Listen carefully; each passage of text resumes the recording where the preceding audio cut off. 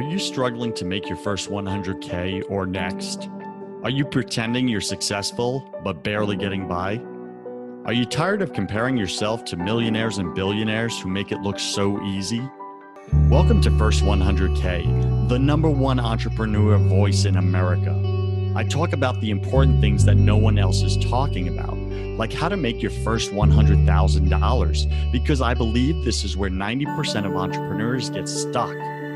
And I tackle the mental game of entrepreneurship that we all secretly struggle with but won't admit.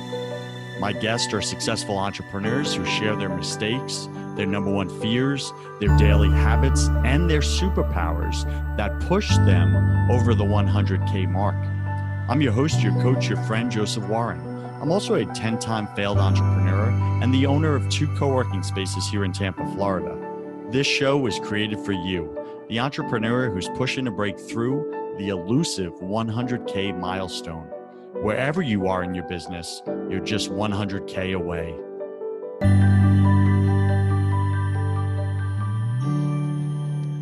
Today, my featured guest is Daniel Vivarelli, and he is the founder of Starloop.com. Starloop.com, and this is a software company that helps you get 5-star reviews on Google.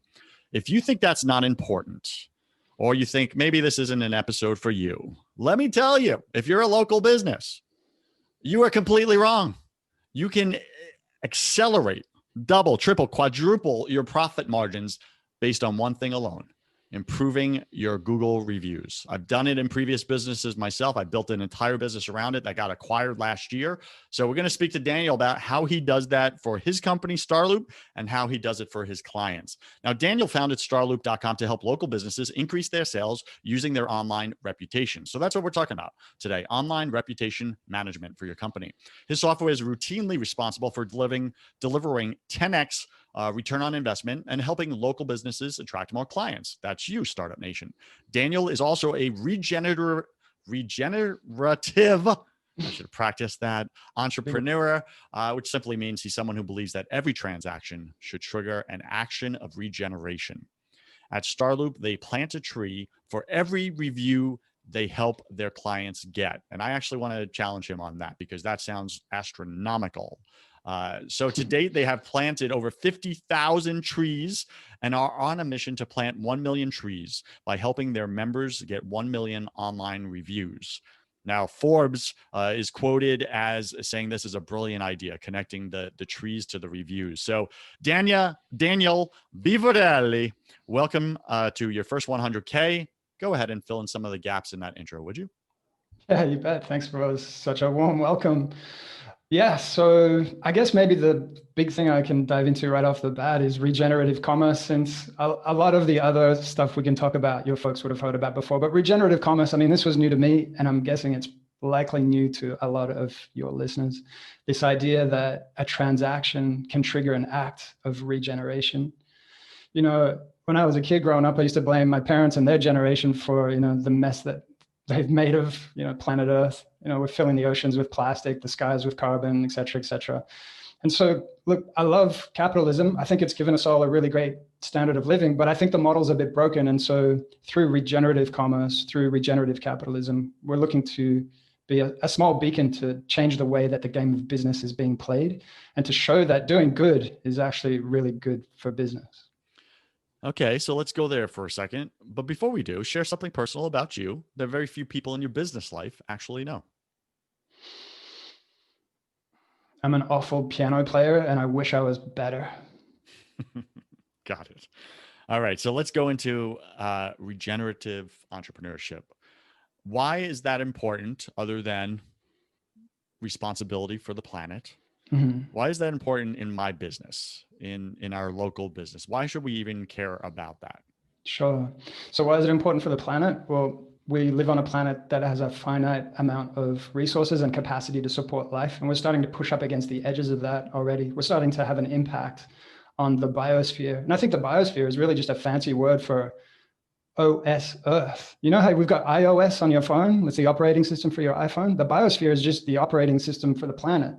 And with the pollution, we're putting lines of junk code into the biosphere. And when we destroy things like clear cutting forests, taking too much fish out, making species go extinct. We're taking lines of code out of the operating system. So at some point, I mean, can we expect the planet to just keep booting up in a regular fashion and keep supporting our lives in a normal way if we have this abusive relationship with the planet? So I think it's important to start transitioning to models of commerce, because I don't see commerce going away anytime soon. And that in fact, that the relentless transactions that we perform every single day are probably the lever we need to pull here in order to make things better. And so with regenerative commerce, this idea that a transaction can trigger an act of regeneration, to me, it's going beyond sustainability. I love that sustainability is this idea of doing no harm, but I think we need to go past that and actually create a net positive benefit. So if you're sitting, I like to say, if you're sitting, imagine sitting down at a restaurant, you order fish, and the restaurant actually breeds a fish to release into the wild to help restock the oceans. Or like for us, when we get a review for one of our members to help them become better, more profitable businesses, we're planting a tree. And then that's the answer of why it's important for the planet. Why is it important for the businesses? Well, I do feel like giving is the new getting. And in this day and age where everybody's competing for attention, and that client that you just had, that you want an online review from, they're busy with their own lives. They probably got hit up by Amazon, Airbnb, their local gym, their local co-working space, their haircut, the emergency plumber. In a month, like everybody's coming at them for a review. So you want to have like a leg up. And for us, it's like, by the way, if you leave a review, a tree gets planted.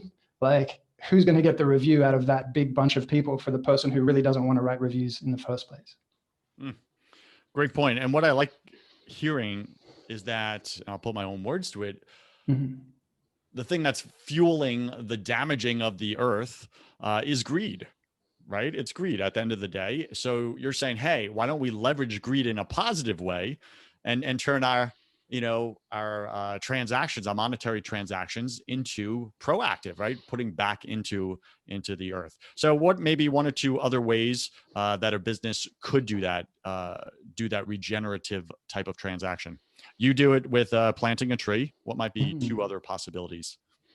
Yeah. So, I mean, we're focused on regenerative because I have a strong connection. I'm essentially like, I don't know if people can't see me if they're listening to the audio version, but guys, I'm a balding dude. Like I've got a shaved head. I don't have any hair, but if you were to describe me growing up, I mean, like I'm a bald hippie basically. Like I just want us to have a healthy, thriving ecosystem so the story of humanity can continue. But I do feel like that the regenerative aspect, it doesn't have to be ecological. Joseph, I remember hearing a story about a local lawyer who, for every case that he finished, I think he was like a family attorney or something, so he was handling like wills and estates, divorces, the usual Main Street general practice lawyer kind of stuff. And every time he finished a case, he would put aside a certain amount of money to buy bikes for a local orphanage. And that always really stuck with me for a number of levels. How cool is it that he's using his business to leverage to support something that clearly he believes in, because why else would he be doing it? And then from a business perspective, like he's no longer just another lawyer on Main Street. He's somebody who's getting talked about around water coolers and dinner tables and Sunday barbecues as, hey, did you hear about that guy? He's on his 100th bike that he donated to the orphanage in town. Like there's a real competitive advantage from a business perspective to figuring out what you can give away, what you can help support, what you can help regenerate. There's bottom line benefit to that from one clear angle, which is differentiation. Got it. That's powerful. So Startup Nation, I challenge you this week, come up with a new possibility for your business where you can pour back into your local community. What's that thing that you can do with every successful transaction, every successful new client sign up or client review, whatever that lever is in your business that really turns the dial for you and it makes it a clear win for your business? Like what could you do to pour back into someone else's life? Yeah. I like that, Daniel. Very good. All right. So let's get into Google reviews. Why should I care? Why should I care as a local business about my reviews? I have so many other things pressing. My listener is like struggling to get clients right now. They're out marketing all over, Facebook, Instagram, TikTok, etc. Why would they go to this archaic, this focus on archaic local Google reviews? For sure. The short answer to that is that there's nothing more powerful when it comes to a business acquiring a new client or a new customer as a word of mouth referral. Right? That's top of the list in all the surveys and all the research. Word of mouth referral is going to be the thing that brings you the warmest, ready to buy clients and customers. After that, it's going to be online reviews, because online reviews are just essentially word of mouth referrals digitized. And the benefit of the reviews over word of mouth referral is, when somebody gives a referral, like that just evaporates instantly. As soon as the words are spoken, it's done. But the reviews, they stay up there online forever for the entire world to see. And I mean, I know it's super boring, but I mean, look, the numbers tell us what to do in business. And right now we live in a world where there's some really interesting stats that are coming out from some big studies. And they're things like this. Half of consumers, 51%, they won't even consider your business, Joseph, unless you have a 4-star rating or more. Like half of them are just going to walk away. They're going to be like, "Oop, you don't have more than 4 stars. Like, I'm not taking a risk with you guys." That's one of them. The other thing is that we live in a world now where 82% of people check online reviews before they transact. Like, I think a lot of local business people haven't connected the dots that the way they seek products and services, which is heading online, going to Google, the world's biggest search engine, to find what they need locally, and then most likely checking reviews themselves. I think so many businesses still haven't transposed their behavior into that of their own clients and go, well, if I'm doing this, my clients are doing this too. So I better start showing up with a ton of reviews. And ultimately, and this is the little known secret, I think right now, or it's a public secret that is little known, I should say, by not enough business people, is it's not about getting reviews per se. It's about getting 5-star reviews and getting way more than your next closest competitor. So if your next closest competitor has 10 5-star reviews, you want to have 100, and you watch your phone start ringing like crazy if you can establish that gap. If your competitor has 100 5-star reviews, you're going to want 200 or 300. We have some members right now, Joseph, that are hitting some records with like over 1,000 reviews. We got the one that's got the title right now. He started with us at 0 Google reviews. He's on 1,243. It's called Odds On Home Inspection Services. They're just killing it. When I tell people this, 1,200 reviews, they're like, where are you paying people on Fiverr? Like, are these like people in India, or what's going on here? And I'm like, no, like this is just a smart strategy executed like a turtle, just patiently day after day, getting up, serving your community as best as you possibly can, and then putting these people into Startup, getting these reviews. Startup Nation, if you're questioning whether or not this will work for your company, again, if you're a local business with potential clients in your local community, so you're a restaurant, you're a doctor, you're an attorney, you're a pediatrician, you're a co-working space. I built 2 successful co-working spaces in Tampa that I just sold, got acquired last year. And I was telling Daniel, I did it all. My entire competitive advantage was Google reviews. Amazing. My number one competitor, as Daniel advised, find your local, your top competitor. How many Google reviews do they have? Your goal is to double them or triple them, so that it's like clearly you're the clear choice. And I did just that. Now, Regis was my competitor. They're $1 billion plus company, spending 50 grand a month for local SEO in Tampa Bay. I didn't want to compete with $50,000 a month budget for SEO getting found on Google. I didn't. I ended up paying 0. And it's crazy. I hired 1 or 2 guys that are local Google SEO guys, the Google review specialists. And I said, get me number 1 on Google, on reviews, on local search. And they did. Now I had to do work. I had to ask my members to do reviews and have some of those conversations. I even tried to bribe them, with little perks in the co-working space, extra free coffee mugs and this type of thing if they go write the review. But you know what? It worked. And we went from like something like 20 something reviews I think we had just organically when I wasn't asking. Yes. Then when I made a clear decision, okay, I'm going to become number 1 on reviews. We went to over 100 on both spaces. So over 100 reviews in each category. And Regis was about 40 at the time. And then when they saw us climbing, because they were aware of us, they started to increase their reviews, and they got up to probably about 65, I want to say. Right. When I was over 200. So when people Googled office space Tampa, office rentals Tampa, co-working space Tampa, and they see Regis and some bad reviews on there and like 62, but then they see this company, Co-Creative. I've never heard of Co-Creative, but shoot, they have 200 something reviews. Somebody here's the clear choice. Yeah. It was the clear choice. Yeah. And it was a 4.9 rating. So that's the dynamic. Yeah.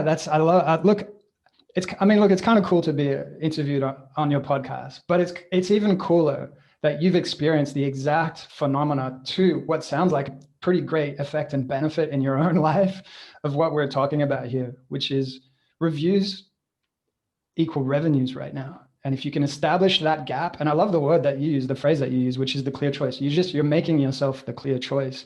It's almost like, every single business and brand in the world has a variation of the following message, Joseph. We're a great company. You should choose us. You'll be in great hands. Contact us. Every single brand, every single business has a variation of that super boring message. No matter how well you craft that, or no matter how well one would craft that message for their business or brand, it's highly unlikely that you're going to get it so good that it's going to give a genuine point of competitive differentiation that's going to make your phone ring and your sales increase, no matter what you say, because it's boring. It's been said a million times by every single business on the planet. I asked so many clients when they came in, new clients, leads, etc. I said, "How'd you find us?" On Google. I searched you, and I was like, "Why'd you call us? Why'd you choose us?" Yeah. Right. And they said, "Well, I read your reviews." Right. Like that was the same thing every single time. And then some of them did call Regis and some of the other competitors. And then get this, they're like, "You were the first ones to call me back." Well, that's important too, for sure. That is important too, right? Because you can have the best Google reviews and then have terrible customer service. Yeah, for sure. So you really want to have that mechanism in place. And we ended up automating our entire business through the Google reviews. Like everything was automated, right? Yeah, if you can systemize that, then you're... Yeah, because I ended up working 2 hours a week, right? As the business owner. And that's a dream thing, and taking a really nice paycheck, right? And running 2 office spaces. But I just want to say the thing, Startup Nation, that made the phones ring more than anything I ever did in that business. And I tried hundreds of things that didn't work. I did all the online paid advertising, Facebook ads. I did all that. It just didn't work for the local co-working space that I had. But the Google reviews hit and positively impacted our bottom line, our profit center, more than anything else we did. Yeah. And there's a 5-star gold rush going on right now. I mean, look, just like everybody got a phone, everybody got a website, at some point, everybody's going to have hundreds of reviews, and the ones that are late to the party are really going to struggle. I mean, just to kind of bookend what I was saying before about people using kind of boring methods, the reviews are essentially the marketplace selling your services for you 24/7. It's the same reason why products live or die by their reviews on Amazon. The same phenomena is happening to everybody's local business on Google. Okay, so Daniel, I'm going to kind of put you under the gun here, okay, and just ask for some strategies, some things that Startup Nation can do. I'm going to make up a scenario here, okay, because we get a lot of coaches, right? The coaching industry is just blowing up. For everybody wants to be a coach of something, right? It's like, anyway, can a coach in their city leverage this system of local Google reviews, even though they're not a brick and mortar? Yeah. Well, I would say, why not? I mean, look, if somebody's thinking about hiring you, they're probably going to do what everybody else does, which is, I think the term is creep. I think it's a bad term, but that people creep each other on Google. They type in that person's name and they're trying to basically do due diligence on that person.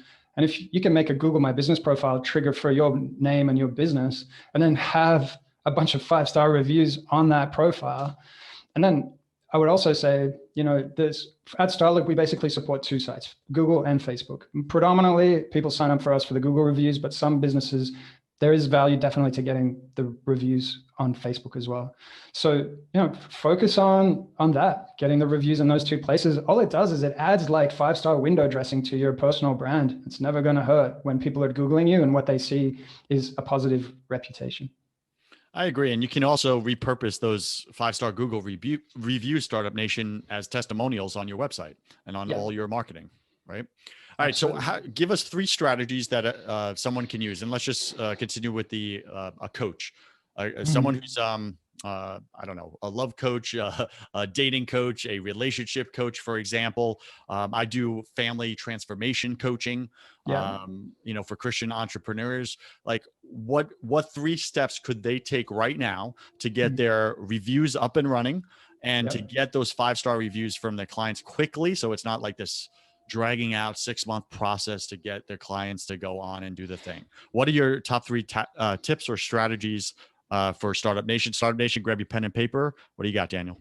Yeah, for sure. So this would apply to coaches or anybody who's trying to get something off the ground and make their first 100K. This is what I'm about to share, Joseph, is exactly what I did. So this is not theoretical. It's, yeah, love, sweat, and tears that I put in, years ago to get this, put some wings on this dream and make it fly. So the first thing was, right out the gate, I wasn't trying to sell anything to anybody. I was just trying to give away what we had to offer and get people to experience it, get people to test it, get their feedback. So the first thing is just don't even try to sell. I know you're going to be in a rush. I know you got bills to pay, but think long game here. Like if you have to charge something for it, then do it at a steal of a deal. Do it at like a no-brainer price. And here's why. You want to test, you want to get better at your game, right? Michael Jordan or LeBron or any of these high-performance athlete people, they didn't get where they are right out the gate. They got better through repetition. So you want to repeat what it is that you're offering to the marketplace over and over again. Test your language, the way that your stance is, your position on things, phrases that you start to hone in, all these really great things that you can only get from experience and testing. And then the last part, as an exchange for offering what you're offering these people for free or at a great discount, you just say, look, I have some very simple and fair conditions that I hope you'll agree with. I'm going to offer you this at a steal of a deal. In return, what I would like from you is a video testimonial and a review. Okay, but only, and I'll let you be the judge of this. This was the phrase I used to use all the time. I will let you be the judge of this only if you genuinely believe that I deserve it. All right, so give it away, test it, learn and practice, get the testimonials and reviews. That builds up your social proof of like, I am as awesome as I say that I am, just like every other business on the planet, which in turn allows you to get better quote unquote positioning in the marketplace, which lets you start to attract clients and eventually start to increase the amount that you charge for whatever it is that you're selling.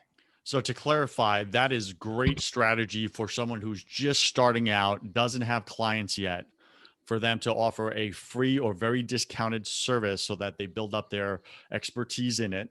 But in the meantime, rather than just give it away for free with nothing in exchange, what Daniel's saying is offer it for free or at a super discounted rate, because you're building and you're growing and you're getting better. But in exchange, ask them, hey, if I do a great job helping you out with this product or service or taking away that pain from your life, then all I ask for is write me a review and record a quick video testimonial, but only if you think I deserved it, only if I truly helped you.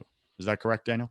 Yeah, that's right. I love to say that giving is the new getting, right? And essentially, if you're just getting started, you really want to think about laying a foundation brick by brick that you can build, not a sandcastle that's going to blow over when the next economic crash happens, but you want to build a fortress here. And you do that patiently, brick by brick. And one of like a bunch of those bricks, in my personal opinion, they need to be testimonials. They need to be reviews. It needs to be the marketplace that's selling your services for you. Joseph, that home inspector that I was telling you about, odds on home inspection services, like if you Google those guys up and you see those 1,200 Google reviews there, those guys just had their biggest month ever in 10 years, despite a pandemic, despite a depressed local economy.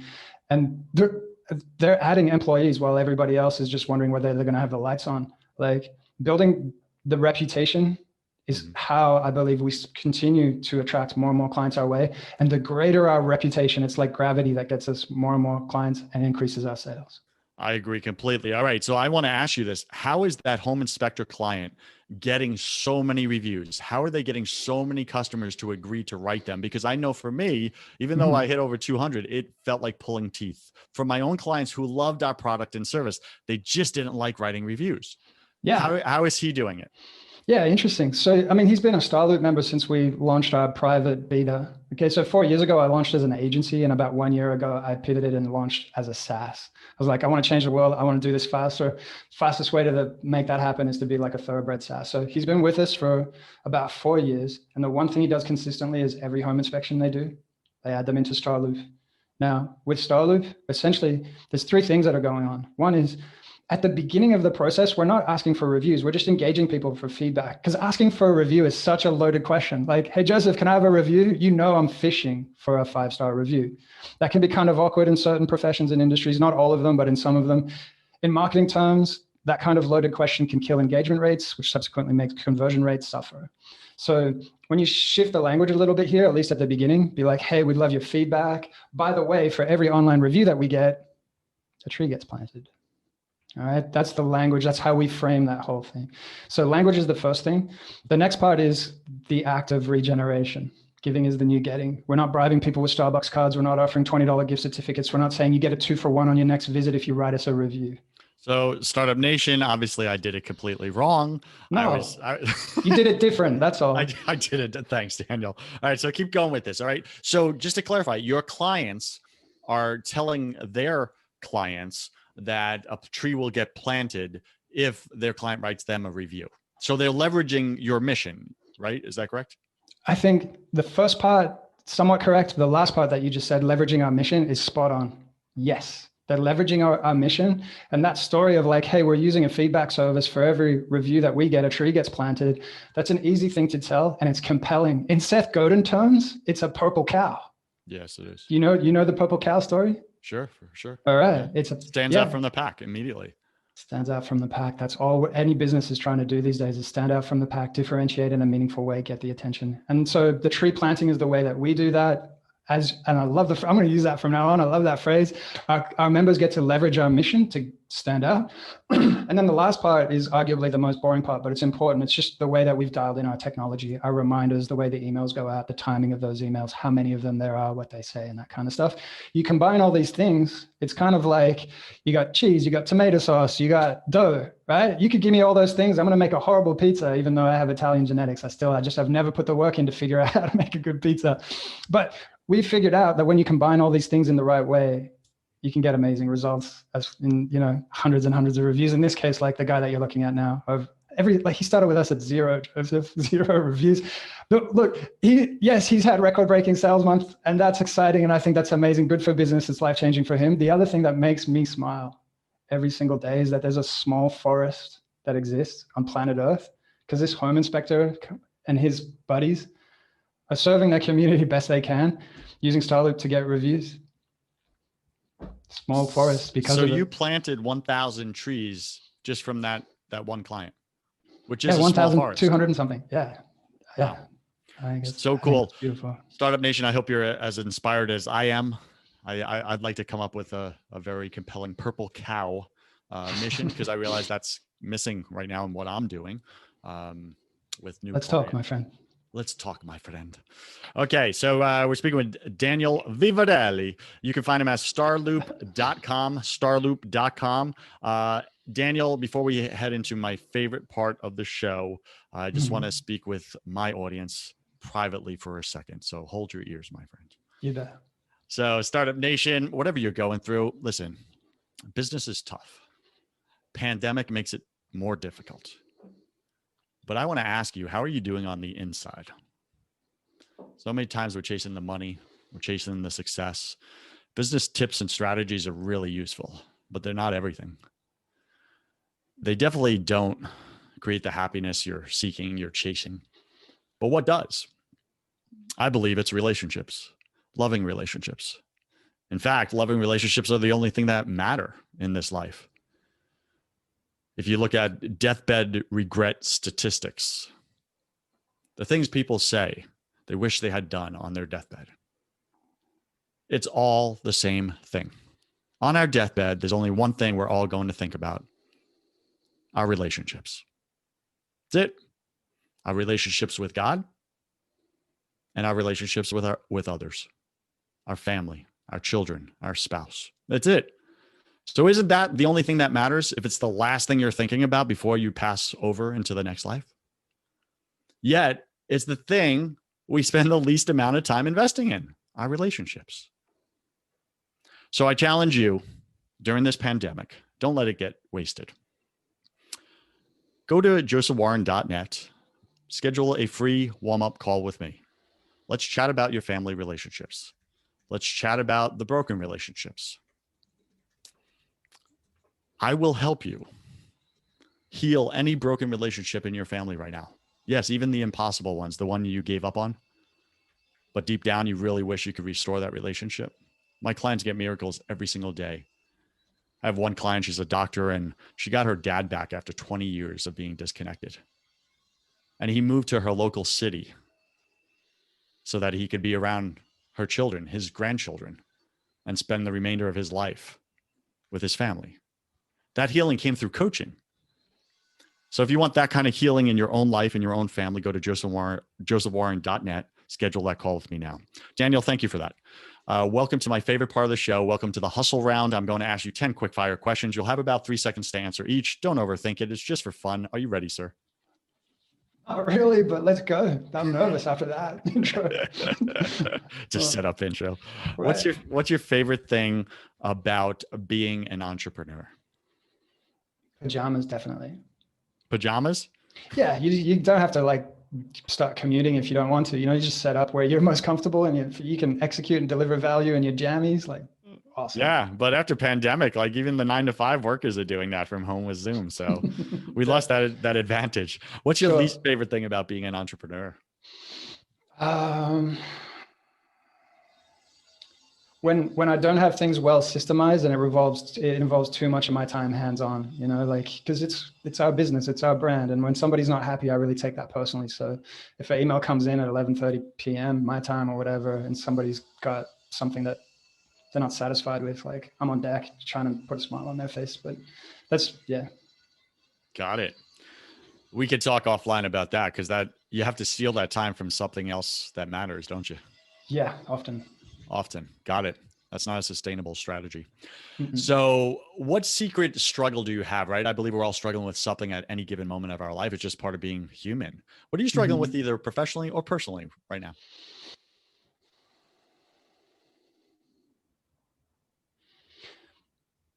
I'd say the biggest one is like, one of the things I value the most is time, and however much I might have left, like nobody knows. That's part of the awesome experience of being human on planet Earth. You never know when time's up.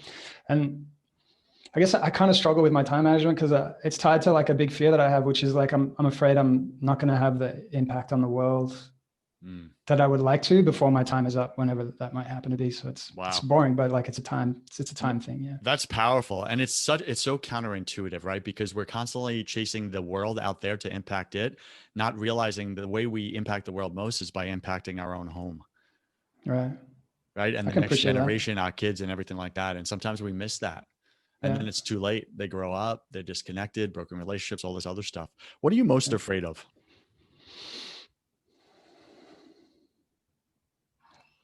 This might sound weird, but it's people using their phones while they're bloody driving. Like, if you're doing that, please knock it off. It's terrifying. I know on the surface it is kind of a funny thing to say, but it's real. It's so real, dude. Every single time my wife and I are driving and there's that left lane slow driver, it's probably different in Portugal there, the lanes, but every single time we'll drive past, and you have that look on your face like, and they're on their phone texting. Yeah. Or they're tapping the brake. And you're right. It's absolutely dangerous. They don't realize that literally they can lose their life in the next 5 seconds and take someone else out too. Take somebody else out. Yeah, dude, the town that I was in last year, some guy, the euphemism these days is, I fell asleep at the wheel, which is, a whole bunch of BS. People are not falling asleep at the wheel. This dude was checking his Facebook or his text or something. There was a 30-year-old lady out for her morning walk with her friend. 30-year-old was dead. The lady was hospitalized, severe injuries. Like, that stuff just happens in the blink of an eye. We're humans. We all make mistakes. And like the mistakes while texting on the phone can just be really. And could you imagine the guilt and shame that man has now? Yeah. Like, right. All right. Yeah. What did you spend way too much time doing this past year? This past year? Actually, I think I spent too much time on administration. That's a boring answer too. God, I wish I had some more sexy stuff for you. Like, I spent too much time. Like, listen, this is real. Startup Nation is struggling with time management and spending too much time on administrative stuff when they should be outsourcing and automating. 100%.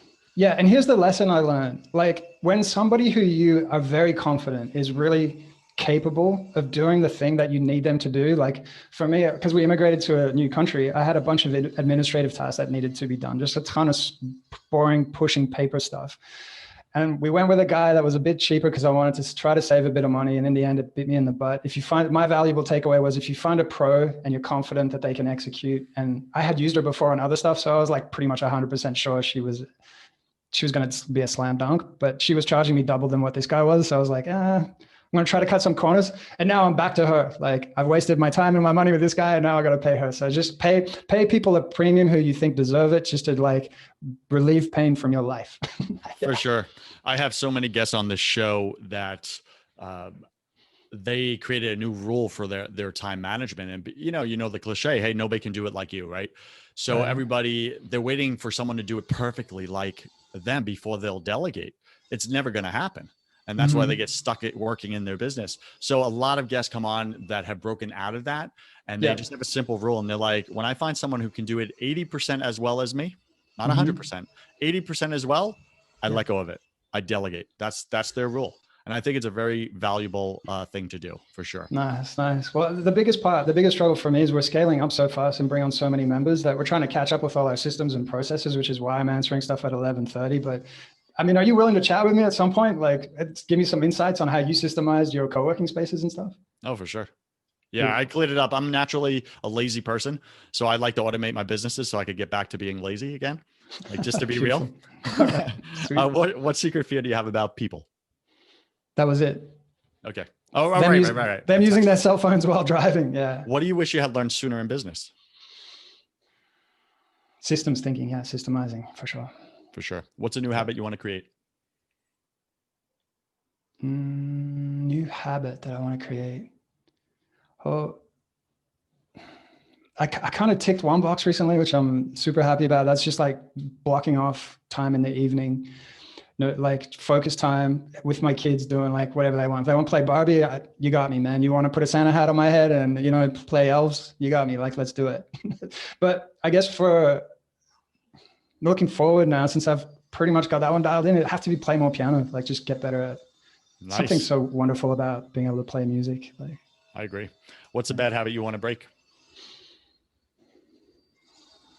Eating M&Ms. Darn M&Ms. What's pick 3 words to describe who you are now?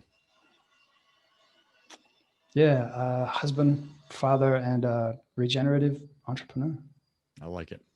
Pick 3 words to describe who you were your first year in this business. Who I was in this first year of this business. Uncertain, excited, cautiously optimistic. Sounds very safe. And last question, Daniel, if you could come back to life after you died and tell your family and friends only one piece of advice about everything, life, business, all of it, what would you say to them? Can I repeat that back to you? If I come back after I die, what piece of advice would I give to like my loved ones? Only one piece of advice. What would you say to them? It's got to count. What do you got?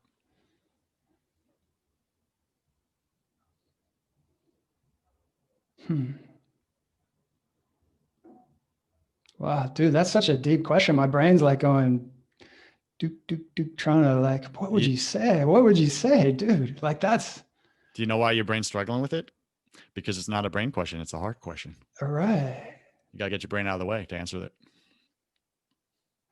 Come on, it's your family and friends. You got 5 minutes with them. What a gift. What would you tell them? I've got 5 minutes. All right. So it's not just like a soundbite. I mean, I'm not going to go 5 minutes here, but it wouldn't be just like a soundbite thing. All right. You got 50 seconds with them. Yeah. Like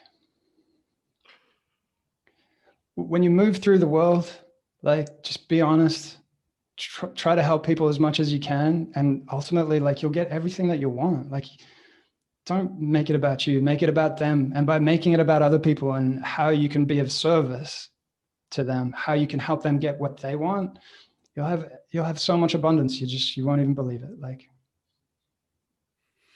very good. Any final wisdom? What's the one thing you want my listener to know about making their first 100K this year? Yeah, I mean, I'd have to circle back around, I guess, to the three things we were talking about before. Like just figure out what you can put in front of people at low cost or for free. Start just honing your craft. Look at anybody who's successful. They've all practiced, they've all struggled. Nobody pops out the womb shooting free throws at 100%, right? Like you got to put the time in. So just be willing to do that. Understand that too. I think it's super cliche, but like if being successful is going to take work. If it doesn't, well, I heard Gary Vaynerchuk, he had been interviewing like really affluent kids from really affluent families. And he said that they were depressed at the fact that they had everything handed to them. It's a disadvantage. What that tells me is that there is so much deep spiritual, mental, emotional value in struggling for your own thing that you want to accomplish in your life, that if you get the helicopter ride to the top of Mount Everest, that view is not going to be amazing. It's climbing up there yourself that makes you feel like a sense of, I don't know, worthiness, accomplishment, like you've delivered some value, like I don't know, so many good things that I can't even describe. So like, yeah, just roll up your sleeves, get started, start failing as quick as you can and just figure stuff out, how you can help people, and the rest will just fall into place, man. Trust that process, please. Startup Nation, stop complaining you don't own a helicopter and start enjoying the climb. All right, you can find Daniel. What's the best way to get in touch with you? You got a special gift or something for our audience? What do you got? Yeah. I mean, if they want to reach out to us, starloop.com. With my accent, it's not great, so you might want to Americanize it. I'm going to try. Wait, I'm going to do my best one. This is going to be awful. Starloop.com. /100K, /100K. Yeah. Daniel's got that link being set up right now. And what are they going to get when they go there? 50% off for their first year. So like take Starloop for a test drive at half price. Look, 10x ROI for our members is not unusual. It's pretty commonplace. We want you to just have a really great experience. You can do that like at half price, watch it, make your phone ring. And then, by the time the year is up, I mean, you have no obligation to stay for the full year if you don't want to, by the way, like it's pay as you go. But if you do want to stay for the full year, you get it at half off. And by the end of the first year, you'll probably be like, damn, like take my money, Dano. This is amazing. Wow. Startup Nation, it's not often we get a guest come on and give you 50% off of their product or service. Daniel, thank you for that. And thank you for being on your first 100K. I wish you God's love, peace, and joy in your life, sir. Thank you, Joseph. Cheers. Startup Nation, you cannot show up authentically in your business without building faith in your business. If you want to have that conversation on the faith side of things, go check out my other podcast called Broken Catholic. On that show, I interview all different guests about why the world isn't working right now. Plus, I tackle unspeakable topics that you may secretly struggle with, but won't admit. We got to get your faith right to get your business right. Go to brokencatholic.com. I'm Joseph Warren, and you were made for greatness. So stop being a wuss and start being a winner. Have a blessed day, and I'll see you right back here next week.